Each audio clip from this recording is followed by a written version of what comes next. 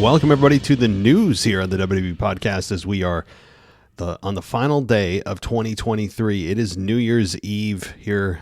Hope everybody is staying safe, having a happy new year. And by the time you listen to this, I would imagine it is going to be 2024. So hope everyone enjoyed their New Year's. And we have a lot to talk about tonight. As this isn't a typical weekend review. With a typical weekend review, we would look back on this week in WWE. But with the review shows, there's not a whole lot to really dissect.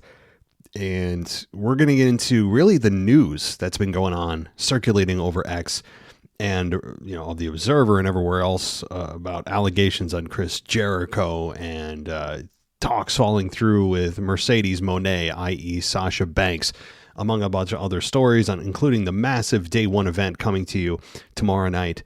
And it's going to be huge. So we're going to talk about that. But first, I'd like to welcome a brand new patron, Dewan Thompson. Dewan Thompson, thank you so much for becoming a patron. Enjoy yourself here on the WWE podcast. Enjoy yourself going ad-free. It is a ad-free experience for everyone who wants to join on Patreon, and it starts at $1 for the NXT level, and then it goes up with more perks. You can also join us on Apple Podcasts that has a ad-free experience as well, or WWEpodcast.com, and go VIP there for your ad-free experience. And don't forget, you get the exclusive show that we do. It's the After Dark show that's available only on the Apple Podcasts and NXT, or rather the Patreon side of things on the NXT Plus and above. All right. So let's talk about it. A lot going on with Chris Jericho. Now, I know AEW held their event last night. I don't typically comment on what's going on in AEW, but there's so much going on that it kind of affects every wrestling fan here because they had their World's End event, all right, pay-per-view. And the biggest thing that came out of it, a couple things, if you care about the results from a WWE fan perspective anyway, you have Adam Copeland defeating Christian Cage for the TNT championship, but then immediately losing it back to Christian Cage. So there's that. And the other thing is the Devil. Who was the Devil and his henchman? The Devil was revealed to be Adam Cole, and he turned on MJF, who lost the world title to Samoa Joe. So a lot of former WWE names there for those of you that care about such things, but that also leads me to believe, if you are looking for such things, that there's a chance that MJF does come to WWE. I understand they just kind of wrote a new chapter with Cole turning on MJF, so you could easily just drop yourself right into that. But with MJF dropping the belt right before the new year, I mean, that's pretty hard evidence. I'm not saying it's a sure thing. I don't know if it is. I would still say that it's unlikely he appears at the Rumble, but I can't rule it out. So it's still something to keep an eye on. Now, beyond MJF losing his world title to Samoa Joe and Adam Copeland and Christian Cage, i.e. Edge and Christian, having a match together, the bigger news, sadly, is Chris Jericho with these alleged sexual misconduct allegations. Now, this came from Nick Hausman of Haus Wrestling, who recently made allegations regarding Jericho behind the scenes, comparing him to former film producer Harvey Weinstein, who's currently in jail and being found guilty for sexual assault and rape, by the way. There are issues with Chris, quote, this is from Hausman, he said, quote, "There are issues with Chris behind the scenes where I know a lot of people who have been hurt by Chris and his actions. There are a lot of questionable stories about Chris that will find their way out over time, and when people are ready to hear those stories, we will cast him in a different light. I mean, look, Harvey Weinstein won a lot of Oscars, produced a lot of popular films, and is now in jail." He then continued and said, finally, "I'm not, quote, I'm not saying that is happening to Chris, but the narrative can quickly turn if you are hiding a lot of skeletons in your closet." All right. So people are screaming, NDA, non-disclosure agreement at his, in his live events now.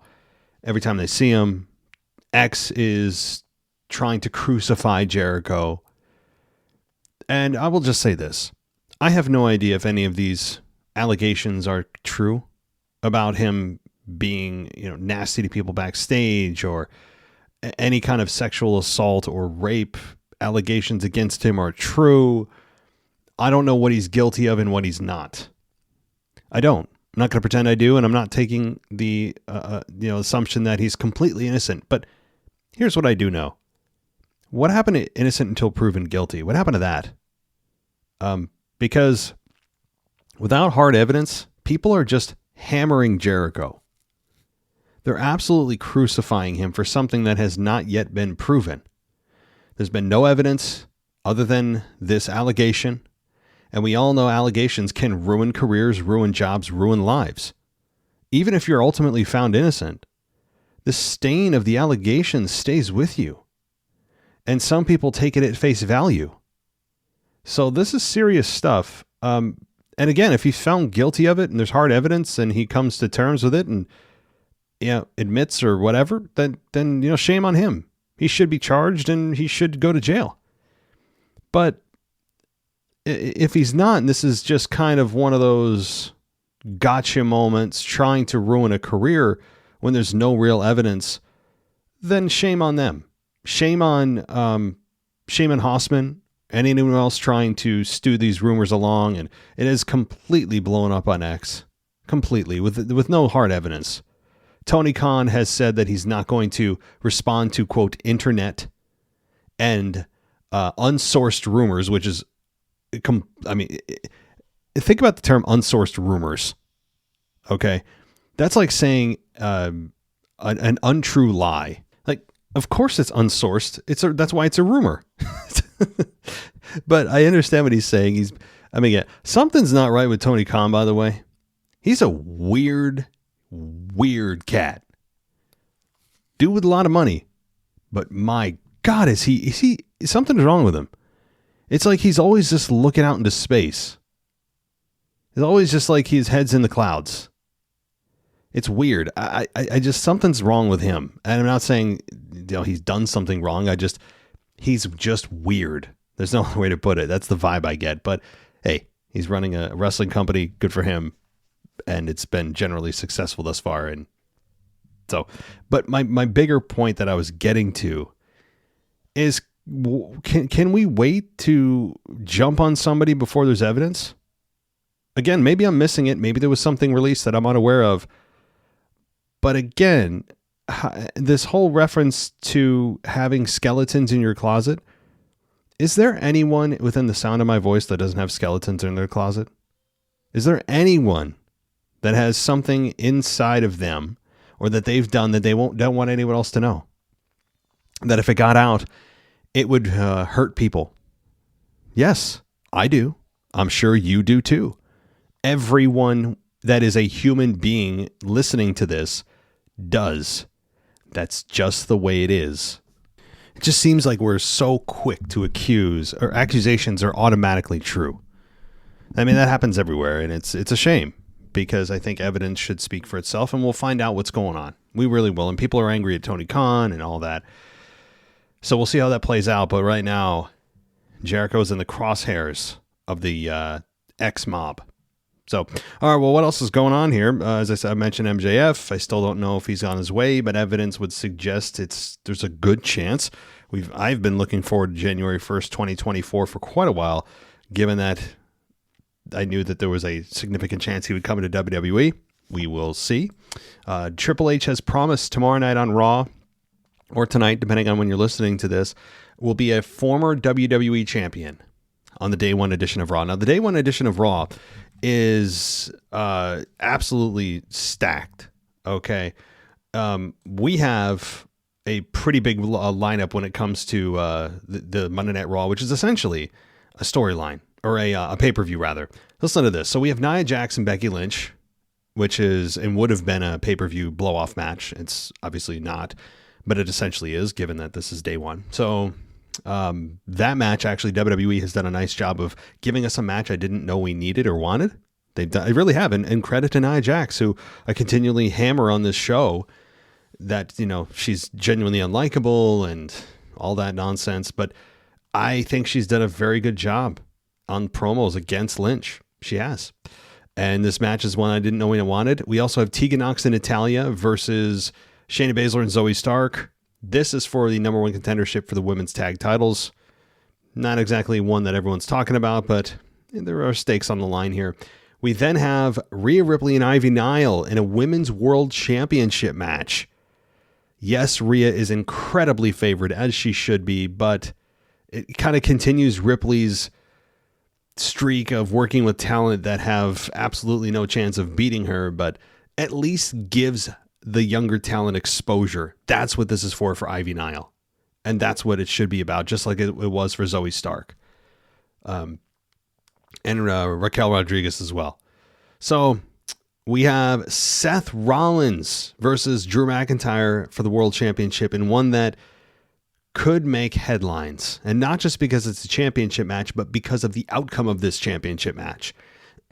Drew McIntyre is favored in this match, and I think he's going to walk out with the championship. I really believe that. He should. It would make a massive explosion on Raw. Things are heating up. It sends the right message for the new year. And then Seth enters the Rumble, or he gets a rematch with Drew at day one or at the Royal Rumble, or maybe puts Jey Uso in the mix. We don't know. Sami Zayn's also back out on the road. Maybe he gets put back into things as well with Drew putting him out of action. Sami Zayn's going to have something to say about this. There's a lot that's going to happen here. It could be a fatal four-way at the Royal Rumble, or maybe just one-on-one, and the other two are in the Rumble itself, or all four are in there. I mean, who knows? Lots of ways that could go here, but I expect a massive splash with the title change here with Drew as a World Heavyweight Champion. And maybe not outright cheating to win, but doing things that are just right on the line and, you know, a little bit south of that moral compass. So that, and as I mentioned just a couple of minutes ago, Triple H has announced that he can confirm nor deny, which means he's confirming that a former WWE champion will be appearing on Raw on the Day One edition. Now, who could that be? There's been speculation from Big E to Braun Strowman. And let me just say, if it's Braun Strowman, can I get a womp, womp, womp, womp? I'm sorry. Braun Strowman doesn't excite anyone. He excites people because he's big and he has loud entrance music that says Braun. I'm sorry. The guy, from what I understand, seems like a decent guy, but he's missing a massive element. He's got the size and the look. That's important, but he's missing like substance. You know what I mean? And he's never been able to really connect with the audience in a way that fans are just dying to see him as champion. So I think it could be Braun Strowman too. I think Braun Strowman's even more likely than Big E, because I think Big E's still on the fence with his doctors about coming back. Every time you turn around, that's flip-flopping. So those are the only two I can really think of. I'm sure you guys will come up with others as well. But a loaded show, as well as SmackDown with the New Year's Revolution edition of SmackDown. So here we go, guys. The day that we've been waiting for to really kick things into the next gear for the Rumble, which is essentially by proxy for WrestleMania, is tomorrow night, is Monday, January 1st, 2024. It's here. Finally. Things are going to really start moving quickly now. Okay. What else is going on here? Now, this next story, let me get through the least less interesting thing, which is Adam Cole being revealed as the devil. I touched on it a little bit. I don't want much more to add to it. I don't know how else to. I haven't been following this story exactly very closely. It hasn't been my morning routine. You know what I mean? Like I haven't got up in the morning and then, brush my teeth, ate breakfast, or reverse that order, depending on how you do it. And then, making sure that I'm keeping up to speed on who's the devil could be. Okay. From what I understand, Adam Cole and MJF had a pretty long, lengthy friendship on air. He came to the aid of MJF in a boot, and then it was revealed after the match during the match once the lights went out, to be Adam Cole, who's sitting in a chair and then attacks MJF. So that is something that is significant to those that watch AEW. It looked like a big moment. If I was in that moment following the story, it felt like it was something that I'd be like, oh man. A lot of people thought it was predictable. I don't care about that if it's the right thing to do, honestly. I will forego predictability for the right thing every time. So that's all I got to say about the devil being revealed. Big storyline, big moment, I guess. So I sound apathetic. It's just because I don't follow AEW's product like some of you do very closely. So I'm not trying to dismiss it as, something that's beneath me or beneath WWE. It's not something I have the time to follow. But let's move on to something that is a bigger story in WWE, or was, and that's Mercedes Moné. Those of you in WWE know her as Sasha Banks, who was allegedly in talks with WWE. It looked like things were close, and she was posting a picture of her outside an arena where WWE was there, and then posted a picture of her in a ring, in a corner of a ring, with, in the background, Triple H's face cut off. Not himself, not actually Triple H, but like a video or a picture that was in the background behind the ring she was in, and it was cut off right at his nose. It was clearly Triple H. So sending signals, trying to get people to talk, maybe putting a red herring out there, getting people to bite. They bit, and then, the next thing you know, the next day, wham, nope, talks have fallen through. She's not going to be appearing in WWE. That it was all over money, or Monet. See what I did there? But if that's true, okay, and there was, say there was no manipulation, then that's just a disappointment for fans. Okay, there's a lot of ways to look at this. The option number one is that it was all no manipulation. She was trying to get people to bite and get excited for the Rumble, that she could be appearing. She's in talks, and they simply fell through. That's plausible. And then she's going to go do whatever, go back to New Japan or whatever. I think there's a more likely scenario. The other scenario that I think is the most likely is that she did that knowing what she's doing, but knowing that she's then a report's then going to drop that talks have fallen through, and fans are going to go, oh man, and be all disappointed. Yeah, they call that a setup. All right, I think we're being set up. Personally, I think it's a whole bunch of nonsense. I think she has signed with WWE. This is my personal take on it. I haven't heard anything, but I think it's a whole bunch of horse manure, and I believe that she will be in the Rumble and returning to WWE. That's what I truly believe. I think it was all just nonsense. And this kind of just follows the constant frustration of reports coming out over the last 2 years, really, or more, where you hear something, there's evidence for it, and then 5 seconds later, there's evidence to the contrary. It's like, what is going on? How does this happen? And it's even evidence from the wrestlers themselves. It's not just hearsay. So like, this is a constant thing going on, and it's annoying as hell. And I still believe it's going to be Sasha Banks in the Rumble. I wouldn't put your house on it. I'd say there's just a above average chance I think she has signed with WWE, because you don't put those pictures out there if things aren't going well, or you don't think a deal is about to be made and she's about to sign on the dotted line. You just don't do that. Or you know what you do? Is you don't do anything.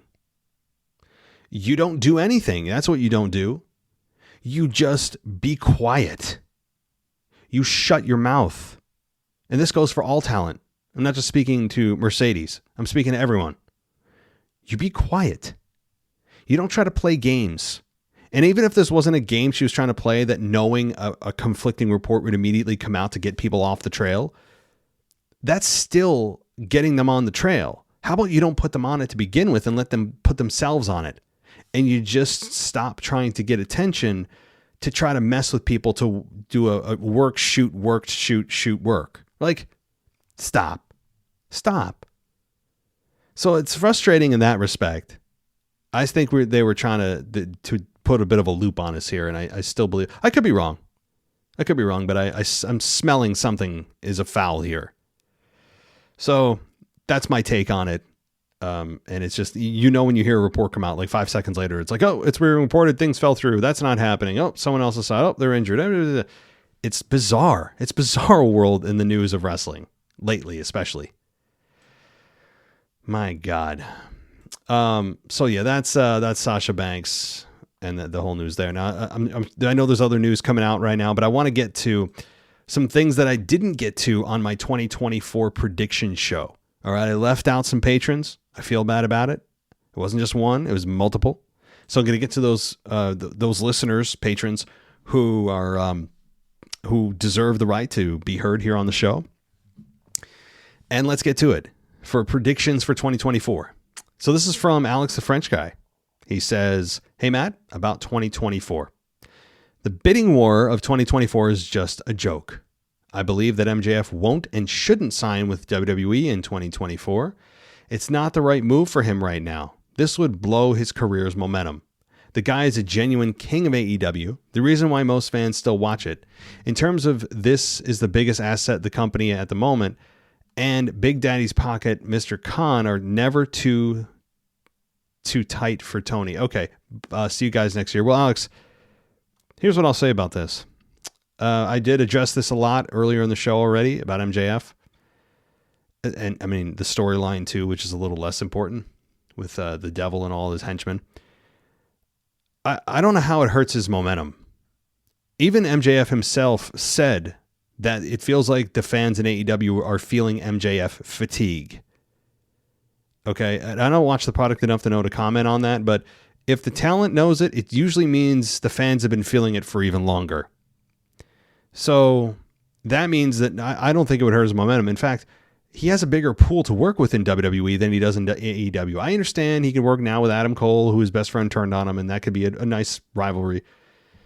But you can't tell me that it would hurt his momentum when he would go to a place that he's never worked with 99% of the guys.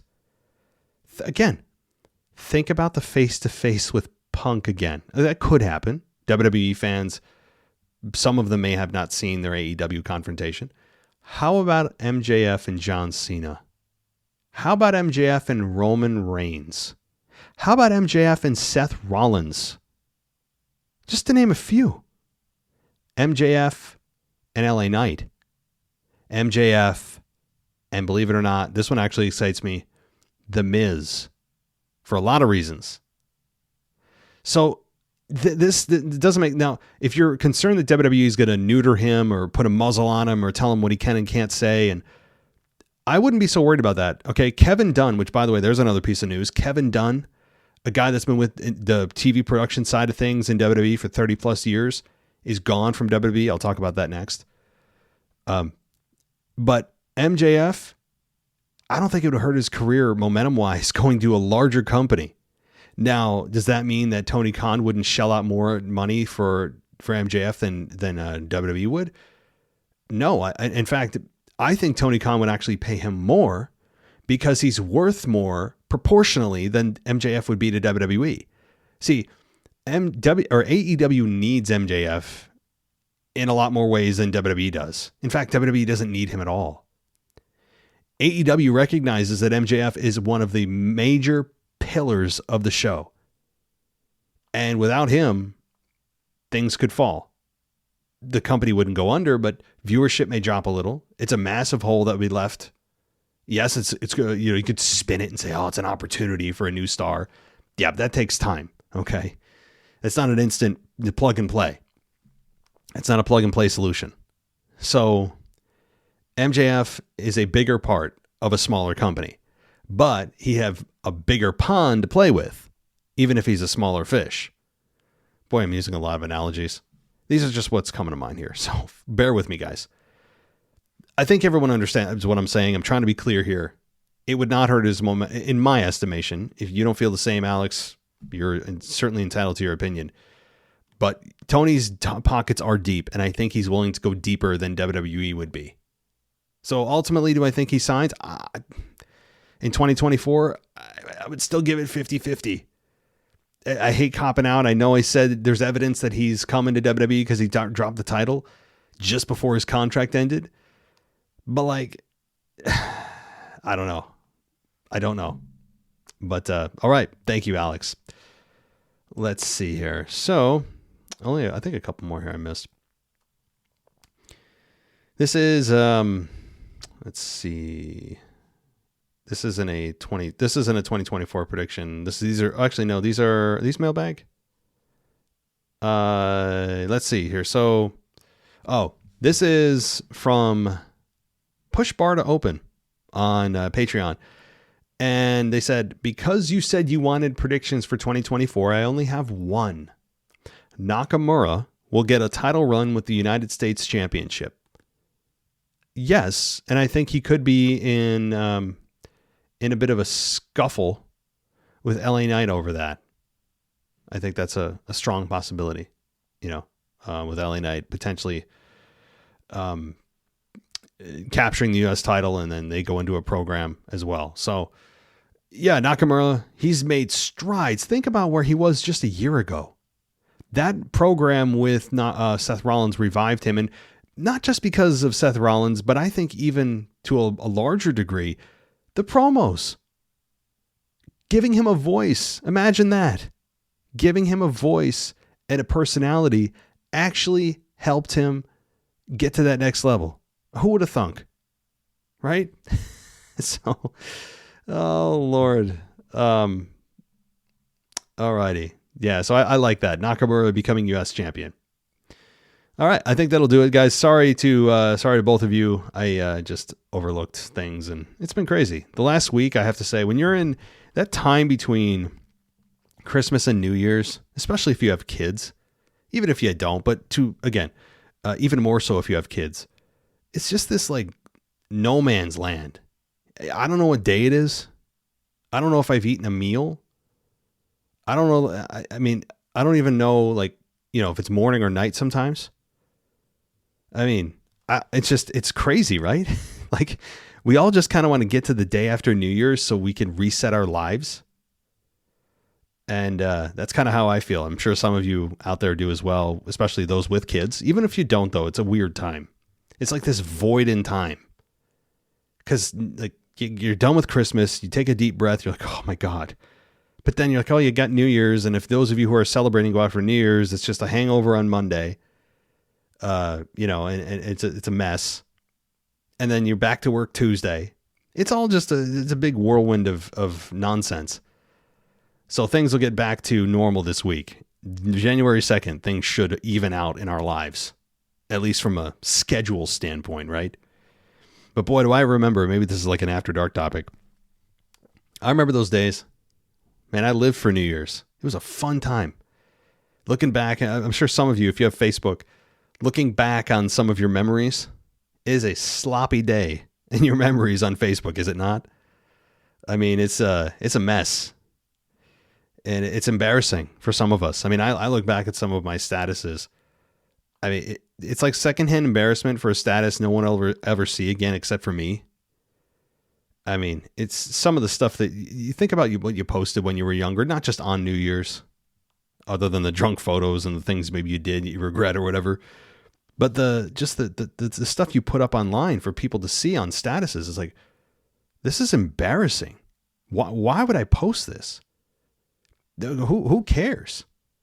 Or trying to be funny and clearly no one's liking it. It's just embarrassing. It's just I have a whole lot of secondhand embarrassment today. I mean, I'm getting red in the face talking to you guys with nobody in the room thinking about the things that I put on Facebook. Nothing egregious or sexual or just, nothing like that. Just stuff that you think is funny or that you share with people that there's no reason. I don't know. So anyway, maybe some of you can relate to this feeling. As you get older, you look back and you're like, man, my digital life was a embarrassing mess. And you still see some people doing it. I'm 38 years old. I'll be 39 in February.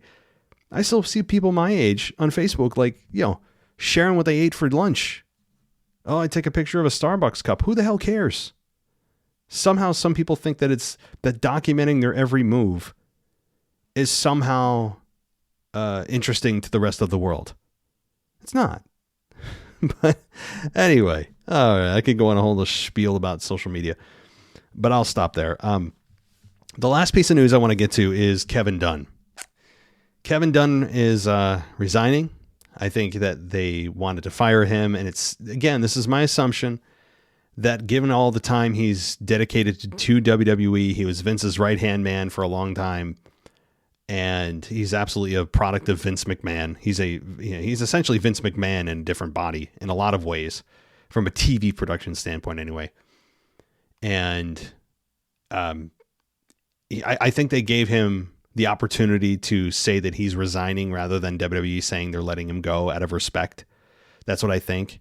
Because, as I've said, even though you cut the head off the snake, if you want to analogize Vince McMahon to a snake, there's still the effect of all the people, or there's still the leftovers of what Vince McMahon had an effect on.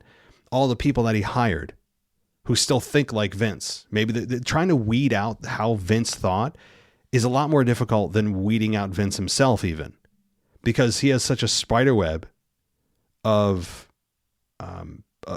influence in the company that even though he's not there and influencing anything anymore, the people that are there, Vince has worked with for so long that it's still like Vince is there because they're still doing things the way Vince would have done them, or that they think that it's still the best way because Vince did it that way, if that makes sense. And I'm not looking for anyone to blow up everything. I mean, things that Vince did weren't always bad just because Vince did them. But I think Kevin Dunn, Jim Cornette, obviously, Jim Cornette, if you guys don't know, if he could try to put his top two people in the world that are the most hated ever in existence that have ever lived, I think he would put Kevin Dunn above Hitler. I mean, like, just anytime you want to go and YouTube, Jim Cornette's rants about Kevin Dunn, go take a listen. And I'm not advocating, I guess there's free promotion for Jim Cornette's podcast. I really enjoy his show, by the way. But if you want to listen to some funny stuff, but also insulting stuff about Kevin Dunn, go check it out. It's all over YouTube, and I'm sure his upcoming shows about Kevin Dunn being released, or Kevin Dunn, quote unquote, resigning from WWE, are going to be a topic of conversation shortly on his show. But when it comes to relevancy here for what I'm talking about with him being released, Cornette did say that Dunn never really wanted to be a wrestling producer. He wanted to be an entertainment producer and a television show producer. And he never really was a wrestling fan, and he tried to get away from wrestling as much as he could. And that a lot of that showed through TV production. I mean, I've been critical of their production of a lot of stuff that they've done, or the way they show stuff, or the just exposing the business a lot. You've heard my rants, and a lot of that went through Kevin Dunn. So perhaps, I mean, there's a chance Kevin Dunn did this on his own, but I'm going to go with Triple H and management said, hey, I think it's time for a change here. You've been here multiple decades. Thank you for your service, but we're moving on to somebody else. And I hope that person is able to spread their wings, so to speak, and be able to just maybe here and there spread new ways of producing WWE television. What that looks like, I don't know, but we've seen and know what Kevin Dunn is and what his shows look like. So, I don't know. It's an interesting note, though. Kevin Dunn is synonymous with WWE, and I've got nothing against him. I don't know him on a personal level. I don't know him. He doesn't know me from Adam, right? But I think that it is a big move, and it's one that will reverberate in WWE for a while, because he's been there, I think 30 something years. So. That's some of the news coming out of the Wrestling Wire this week, guys. It's not really a week in review. It's more of just like updates on things and previews for things, and some big ticket items, even in AEW, which I normally don't touch on. But that'll do it for me here. A little bit of an abbreviated show, about 10 minutes shorter than normal, but things will get back to normal tomorrow. It is a new year, and it's going to be Anthony DeMarco and myself. We're going to cover the new year. I don't know exactly what our topic will be. If we can narrow it down to one or two things, we usually do. But we'll be back tomorrow live for you. And then on Monday or Tuesday will be our Raw review. And then Wednesday's the mailbag. You guys know the routine. We are honing in also on a female voice. I've got some candidates in the chute I have yet to talk to, and we'll be exploring that field for the upcoming weeks and months, which I think is going to be a nice addition. So once we have our candidate or candidates, we will, of course, update you on that. But I want to thank you, everybody, for listening. It's been a lot of fun this year. Here's to 2024, everyone. Again, I hope you enjoyed your New Year's, and I hope you stayed safe and you're recovering well if you went out and maybe partied a little too hard. Hopefully you are on the mend and get some food in you, get some hydration, get some water, whatever it may be. And I will see you in 2024. Happy New Year, everybody. Talk soon. Thanks for listening to the WWE Podcast. Don't forget to subscribe on your favorite podcast app so you don't miss a show, or head to WWEpodcast.com. And for all of these shows ad-free, head over to patreon.com/WWE Podcast. Until then, we'll see you next time.